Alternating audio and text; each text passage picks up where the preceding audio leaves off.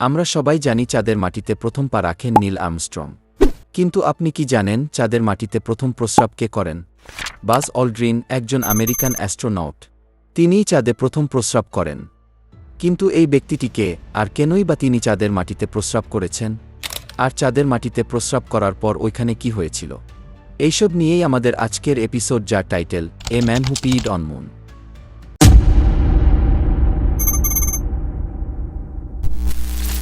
1969 সালে যখন নাসা সর্বপ্রথম চাঁদে মানুষ পাঠায়, তখন সেই স্পেসক্রাফটে 3 জন মানুষ ছিল। ওই 3 জনের মধ্যেই একজন ছিল Buzz Aldrin. Edwin Eugene Aldrin junior, যিনি বাজ অলড্রিন নামে পরিচিত, তিনি ছিলেন একজন বিখ্যাত মার্কিন নভোচারী এবং বিমান বাহিনী পাইলট। তিনি 1930 সালের 20 জানুয়ারি যুক্তরাষ্ট্রের নিউ জার্সিতে জন্মগ্রহণ করেন। তিনি পাইলট হিসাবে কোরিয়া যুদ্ধে 66টি মিশনে অংশ নেন এবং অনেকগুলি সম্মাননা অর্জন করেন। নভোচারী হওয়ার আগে তিনি MIT থেকে মহাকাশ প্রকৌশল বিষয়ে ডক্টরেট ডিগ্রি অর্জন করেন। বাজ অলড্রিনের মহাকাশে যাত্রা শুরু হয় 1963 সালে, যখন তিনি নাসার জেমিনি প্রোগ্রামে যোগ দেন। জেমিন 12 মিশনে অংশগ্রহণ করে তিনি মহাকাশে সফলভাবে স্পেসওয়াক সম্পন্ন করেন, যা তাকে মহাকাশ অন্বেষণের ক্ষেত্রে বিশেষ অভিজ্ঞতা প্রদান করে। এই দক্ষতাই পরবর্তীতে তাকে অ্যাপোলো 11 মিশনের জন্য যোগ্য হিসেবে নির্বাচিত করে।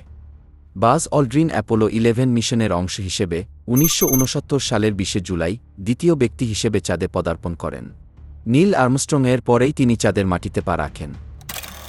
তিনি চাঁদের মাটিতে হাঁটাহাঁটি করছিলেন এবং বিভিন্ন পরীক্ষা-নিরীক্ষা ও নমুনা সংগ্রহ করছিলেন।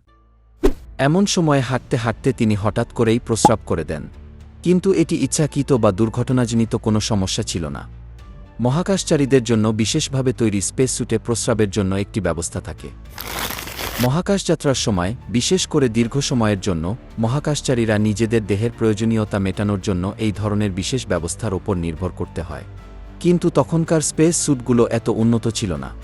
সেই সময়ের স্পেস স্যুটগুলোতে টয়লেটের সিস্টেম ছিল খুবই সীমিত, তাই এটি করা ছাড়া বাজ অলড্রিনের কাছে আর কোনো বিকল্প ছিল না। যদিও এটি একটি হাস্যকর ঘটনা, কিন্তু এইসব থেকে আমরা বুঝতে পারি যে নভোচারীদের জীবন কতটা কষ্টকর। এখনকার প্রযুক্তি অনেক উন্নত, কিন্তু তারা যদি ওই সময় এত কষ্ট সহ্য করে মহাকাশের রহস্য উদ্ঘাটন না করত, তাহলে স্পেস সায়েন্স কখনোই এই পর্যন্ত পৌঁছাতে পারত না।